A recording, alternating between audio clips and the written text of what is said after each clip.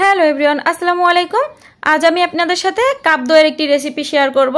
আর এই দইটা মাত্র 1 ঘন্টাতেই আপনারা জমাতে পারবেন। সম্পূর্ণ টিপস সহকারে আজকের দইয়ের রেসিপিটি শেয়ার করব। আশা করি এই রেসিপিটা আপনাদের কাছে ভালো লাগবে।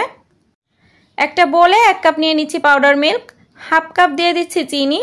এবার চিনি আর পাউডার মিল্কটা একসাথে একটু মিশিয়ে নিচ্ছি। 2 কাপ দিয়ে দিচ্ছি কুসুম গরম পানি, আর অবশ্যই কিন্তু কুসুম গরম পানি হতে হবে। এবারে এই সব কিছু একসাথে খুব ভালো করে মিক্সড করে নিচ্ছি। চিনিটা যাতে খুব ভালো করে গলে যায় এ পর্যন্ত মিক্সড করতে হবে। আমি চাচ্ছিলাম দইটা একটু কালার হোক, এজন্য আমি এখানে সামান্য একটু ফুড কালার দিয়ে দিয়েছি। তবে এটা সম্পূর্ণ অপশনাল, আপনারা না চাইলে এটা স্কিপ করতে পারেন। এবার একটা আঙ্গুল চুবিয়ে কিছুক্ষণ রাখলে যদি দেখেন যে তাপমাত্রাটা আপনার হাতে সহ্য হচ্ছে, এ পর্যায়ে এখানে দিয়ে দিচ্ছি মিষ্টি দই। আর এখানে আমি 1/3 কাপ মিষ্টি দই ব্যবহার করেছি, তবে আপনারা চাইলে এখানে টক দইটাও ইউজ করতে পারেন। এবারে এই দইয়ের সাথে এই দুধের মিশ্রণটা খুব ভালো করে মিক্সড করে নিচ্ছি।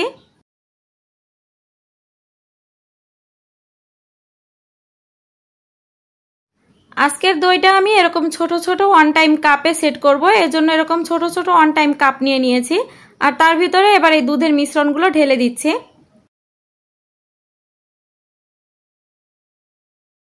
চুলাতে একটা প্যান বসিয়ে তারপরে একটা মোটা কাপড় আমি বিছিয়ে নিয়েছি। দেন এই দইয়ের প্লেটটা সহকারে আমি এই প্যানের ভিতরে বসিয়ে দিচ্ছি। আরও একটা কাপ এর ভিতরে ধরবে, এজন্য আমি আরও একটা কাপ সেট করে নিলাম। দেন ঢাকনা দিয়ে ঢেকে এর উপরে যে ছিদ্রটা আছে এটা একটা টিস্যু দিয়ে বন্ধ করে দিচ্ছি। এবারে চুলার একদম লো আছে 1 ঘন্টা এই প্যানটা চুলাতে বসিয়ে রাখতে হবে। 1 ঘন্টা পরে দইটা জমে গেলে দইটা নর্মাল ফ্রিজে রেখে একটু ঠান্ডা করে নেবেন।